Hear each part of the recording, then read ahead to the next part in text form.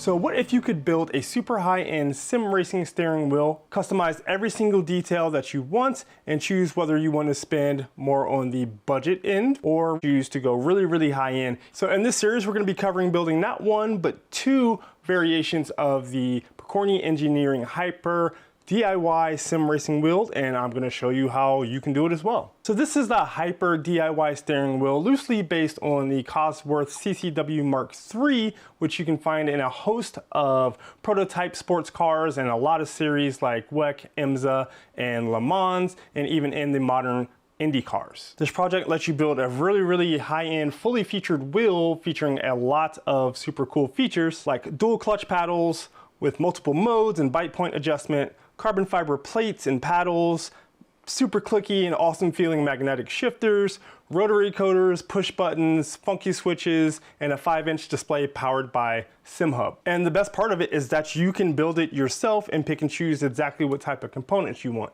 Pokornyi Engineering has quite a few projects similar to this, featuring different wheels and button boxes and button plates to go on steering wheels. And there's a few other people in the space as well that you can pick up these projects from. So even if you don't want to build this wheel in particular, maybe a different project by Pokornyi or another wheel designer, there's a ton of general wheel building knowledge in this series that you'll want to check out. I eventually want to build, my own wheel from scratch, start to finish, designing it, taking it to CAD, doing the electronics design and programming it. And I found these wheels are a great way to kind of understand what's involved in this whole process. You get all of the design files and PCB and display and see how everything is brought together. So maybe you're like me and want to kind of learn how to design your own wheel, or maybe you just want something that's going to be a really cool custom wheel in the end. I found the DIY sim racing gear sits in this interesting spot, which allows you to kind of attack it from different angles. You can push and pull the project in different directions in order to be able to possibly save some money, build a near perfect replica of a real racing wheel, choose the exact aesthetic that you want, get better materials than some commercially available options, and just really customize everything to the way that you want it. But it can also be a little overwhelming, especially if you're just getting started. Should you 3D print your own files? Should you have them printed by a service like PCBWay? What if you've never touched electronics, don't know how to solder, don't really know how to source other parts and components? The aim is to break all that stuff down step by step in a series of videos, and you'll be able to build this wheel and any other wheel in the future. The first variation I'm going to refer to as the premium option. This is obviously going to cost more, but it's a bit more of a high-end option, which is using SLS 3D printed parts from PCBWay. It has the carbon fiber front and back plate. The front plate features silicone grips straight from Pokornyi. There's a number of other parts I bought straight from Pokornyi. It has a nicer connector and a number of other small things I'll talk about throughout the build process, which just makes it a better feeling wheel, probably a better looking wheel, and really on the high end side. And honestly, you can go much higher end than this. You can buy the entire wheel straight from Pokornyi, already manufactured. He's got options for CNC clutches and shifters, CNC enclosures, pretty much every individual part you can buy directly from him. He has his own rotary encoders, which have a much higher end feeling detent in them, and you can buy it from him in a kit where he has a kit configuration, and there's just a lot of options that you can choose to go really, really high end. But obviously that's gonna come with a higher end price tag, but maybe that's the direction you wanna go. You just need to know you need to think of shipping to the United States or other regions. Pokornyi is based in Europe, so if you're in the EU, you probably get some much better rates. Tariffs are pretty crazy right now from like AliExpress or other sites. Whenever possible, I do encourage you to buy stuff straight from Pokornyi. You know, he's provided these files that you can buy and create a really, really cool project customized to exactly what you want. So show support to the original creator whenever you can. The other variation I'm going to call a little bit more of the budget or really hybrid variation. It does feature a few parts that I picked up from Pokornyi because I was already, getting them. So things like the sticker, but this is much more of a self-source route that you can go. This one in particular uses carbon fiber plates that I got from a provider on AliExpress. The parts are printed on a standard FDM printer I have here at home with my own filament. It uses PLA grips instead of the nice silicone molded grips, and has a PCB that was manufactured by PCBWay. So whereas the PCB from Pokornyi comes pre-populated and actually pre-flashed, I had to have the S&T service do the board on this one, and then I still had to solder in through hole components, flash the bootloader, and then flash the firmware on it. So you can see that you're kind of in a lot of places going to make a choice of having Pokornyi do it for you, or you're paying in time but maybe saving on cost. The BOM provided by Pokornyi does list quite a few alternatives that you can pick up from places like DigiKey, Mouser, and AliExpress compared to, buying it directly from him. In the description, you'll find links to some specific things I picked up and was able to find because maybe they were out of stock from the links that he went to, or I wanted to buy them in a greater quantity because I was building 2 wheels. And the cool thing about the budget/hybrid version is it kind of answers the question, what if I wanted to build this as affordably as possible, or possibly even use a lot of parts and components I have on hand? And since we kind of have 2 of the opposite ends of the spectrum, you might land somewhere in between, picking to pick up some parts from Pokornyi, some stuff you already have, going AliExpress, source parts from DigiKey, whatever it might be in your region and or country, you should be able to find a spot in this spectrum that suits you best. A really cool aspect of this project was I was able to partner up with PCBWay to work on the premium build, and they provided some of the 3D printed parts. Even though I have many of my own printers which print at pretty good quality, I was excited to see what they have in terms of some of their high-end 3D printing technologies like SLS and MJF, and they have a ton of different resin materials. I was able to do the buttons in a few different materials which are more and less translucent in order to kind of let the light diffuse, and I'll talk about those a lot in the subsequent video. We'll talk about sourcing 3D printed stuff and everything about 3D printing. I did mention that I partnered with PCBWay. They did not sponsor this video. They have just provided the 3D printing parts to kind of outline and show what they're capable of doing in terms of helping you with your DIY project. So even if you don't have access to a 3D printer, you don't know anything about it, you don't want to, spend your time, money, and effort learning about it, you can still build this wheel by getting the parts from a service like PCBWay. I also paid for the PCB that went into the budget build.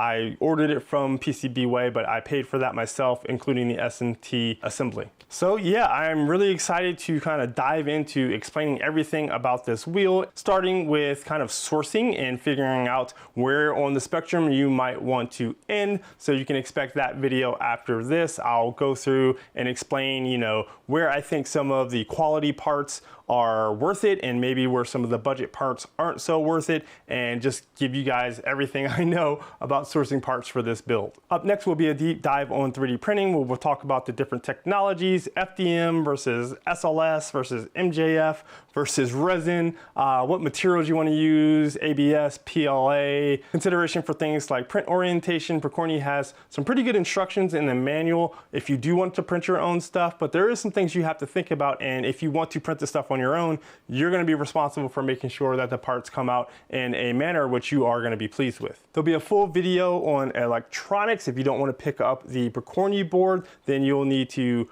be able to solder some through-hole components and then get the bootloader and the firmware loaded up on it. After that, I'll have a little bit of a wiring guide. Depending on who you are and how many projects you've done to this, it might be kind of like something you look forward to and it's nice and relaxing, or it could be kind of where everything goes wrong. So hopefully that will be very helpful for you guys. There'll be a dedicated video on the shifters and clutches, everything you need to consider about those, a full assembly and walkthrough guide talking about bringing the whole thing together and getting some of the final things like in SimHub done. And then at the end, we'll wrap things up comparing kind of these two builds and making sense of some of the stuff that you might want to do in the middle, thinking about performance, cost, feel, the sounds of things, and how they work out when driving in an actual sim. So whether you're building this exact wheel, some other wheel, or just trying to find out how things work, I think there'll be something in it for you. And that's it. Really excited working with PCBWay, building another wheel, getting back into my sim racing hobby, which has taken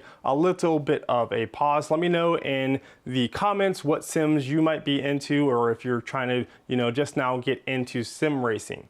So I hope you guys are nearly as excited as I am for this series. I know there was a lot of interest in the previous series. I considered picking back up on that where I left off, but you know, a lot of things have changed in the maker space and 3D printing space and sim racing space. So I thought, you know, kind of starting from afresh would be a good way to go. So give this video a thumbs up if you enjoyed it, thumbs down if you did not. Leave me comments if you have any questions, concerns, things that I didn't mention, and I guess that's it. This has been Teched.